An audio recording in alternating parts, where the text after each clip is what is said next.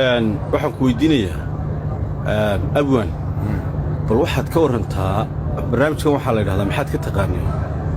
abwaanka fannaankii weynaa ee maxamed axmed mooge liibaan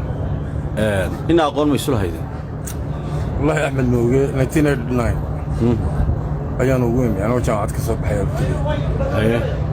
axmed mooge halkeed ugu timi waxaan ugu imi magaalada abdibi waay axmed mooge wuxuu ahaa nin aad iyo aad u akhlaaq badan waay oo axmed mooge oo aan weligii afkiisa iyadoo caay ka soo baxaysa aan la arag oo qof caayaya marka uu xanaaqa cayda ugu dambaysa axmed mooge qofka intuu qandhiidhiyo ayuu odhan jiray dugaagiyow waay cayda ugu xun axmed mooge bilaadan uu ku caayaa dugaagiyow bay ahayd waay axmed mooge saaxiibkiisii u dambeeyey ayaan isku wadaa inaan ahaa abudabey markii aan ka imi 9kii ayuu isaguna uu dalka markii la qabsaday ayuu yimi in yar buu iga dambeeyey waxaan kaga hadhay dirir dhabe beriga aanu anigii axmed mooge isku barnay abudabey 1989 niman ay isku reeriyiin guriga ciidagaal reer waliba abudabey wuxuu leeyahay guri niman ciidagala baa ku yara booqay cabdikariin axmed mooge oo markaa ina yaroo jooga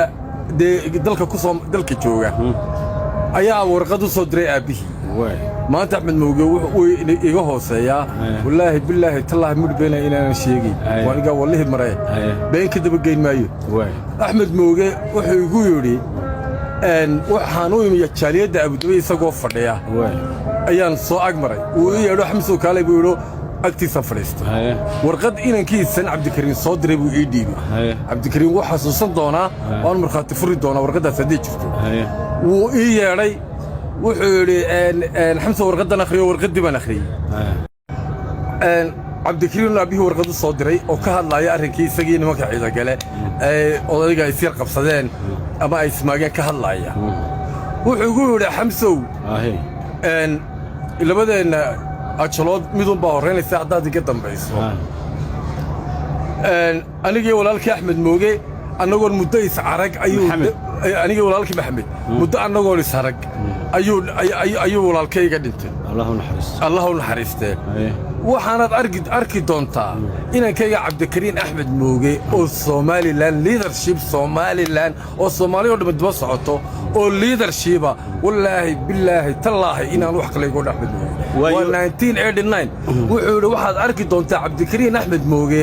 oo magacii reer moogena dib u soo celiyey somalilan iyo isaaqoo dhanna ay daba socdaan ayaad arki doontaa buu igu yidhi waaye warqaddaas odaytinimo ma ka muuqato maxaa ku qoran oo wuxuu dhexdhexaadinayaa aabbihii nimanka ay abudabey ku wada hadleen ayuu dhexdhexaadinayay soo maad garan axmed mooge anigu weli baanu haystaa inuu ahaa markaan arkay cabdikariin sida uu imika yahay sida loo dabagalay iyo axmed mooge allahu naxariista hadalkii uu igu yidhi markaan eego wallaahi bilaahi oo tallaahi axmed mooge weli buu ahaa intii uu igu yidhi ayaa inankiisa ka muuqata maanta axmed mooge wuxuu ahaa shakhsiyad cajiiba oo qurux badan oo fannaana oo dabeecad wacan oo aan cayda iyo qulunka iyo dagaalka iyo xasadka midnaba aan aqoon ayuu ahaa anigana wuxuu igu waanin jiray inaan noqdo qof akhlaaq badan anigu waan yaro dagaal badnaa wuxuu jira xamsoo ha dagaalamin dadka ha caayin labadeedii haysooda u horreeyo midna bara jacay la yidhahdo midna samir la yidhaahdo oo aan xilligaa sameeyey 1989 anigoo fanka barbaranaya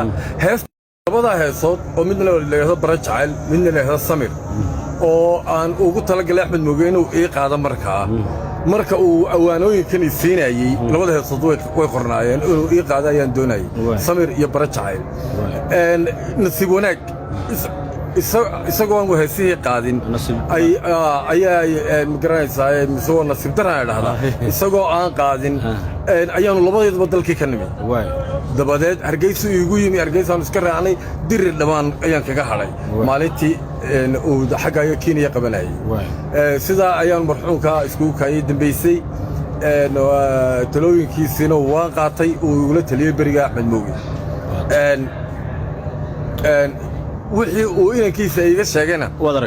waan arkay waanigaa idiin sheegayna